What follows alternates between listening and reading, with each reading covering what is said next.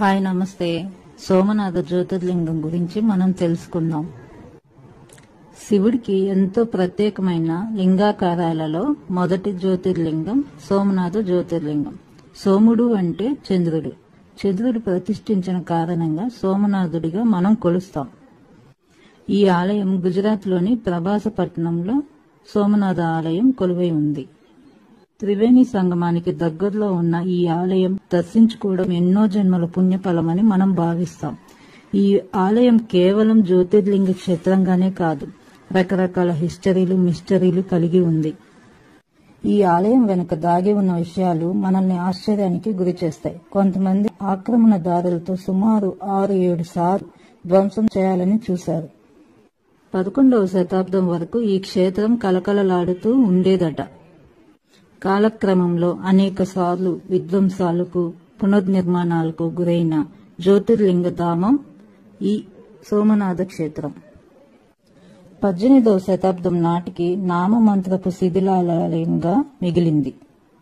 1783లో సోమనాథ ఆలయ పరిస్థితిని చూసి చెలించిపోయిన ఇండోర్ మహారాణి పాత ఆలయానికి సమీపంలో ఒక చిన్న సోమనాథ ఆలయాన్ని నిర్మించింది. ఆలయం ఉందంట. ఇప్పటికే ఆలయంలో నిత్య పూజలు జరుగుతూ ఉన్నాయంట. బ్రిటిష్ పరిపాలన ప్రారంభమయ్యాక సోమనాథ ఆలయం పేరుకే జ్యోతిర్లింగ క్షేత్రంగా చేరిపోయింది. శివలింగానికి పూజాధికారులు లేకపోయాయట. స్వాతంత్రం వచ్చాక తొలి ఉప ప్రధాని అయిన ఉక్కు మనిషి సర్దార్ వల్లభాయ్ పటేల్ గారు సోమనాథ ఆలయాన్ని దర్శించి పునర్నిర్మించాలని ఆదేశించారంట. ప్రభుత్వం సొమ్ము వాడకూడదని కొంతమంది అధికారులు వ్యతిరేకించారట.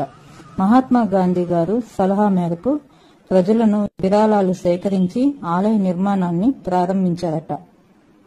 155 అడుగుల ఎత్తైన శిఖరంతో సోమనాథ ఆలయం రూపుదిద్దుకుంది. స్వతంత్ర భారతంలో రూపుదిద్దుకున్న తొలి అతిపెద్ద ఆలయం సోమనాథ జ్యోతిర్లింగ క్షేత్రం. కాలానికి అతీతుడైన శివుడే కాల పరీక్షకు ఎదురేగి పునఃప్రతిష్ఠింప జరుపుకున్నాడు. లయకారుడైన పరమేశ్వరుడే ఆలయం దండయాత్రల కారణంగా ఎన్నో మార్లు లయమైపోయాడు. చివరికి మహాకైలాస వేరుగా నిలబడి జ్యోతిర్లింగ క్షేత్రమై అరలాడుతుంది. నేను తెలుసుకున్న విషయాన్ని మీకు తెలియజేయాలనేదే ఈ చిన్న ప్రయత్నం. Please support me. Thanks for watching.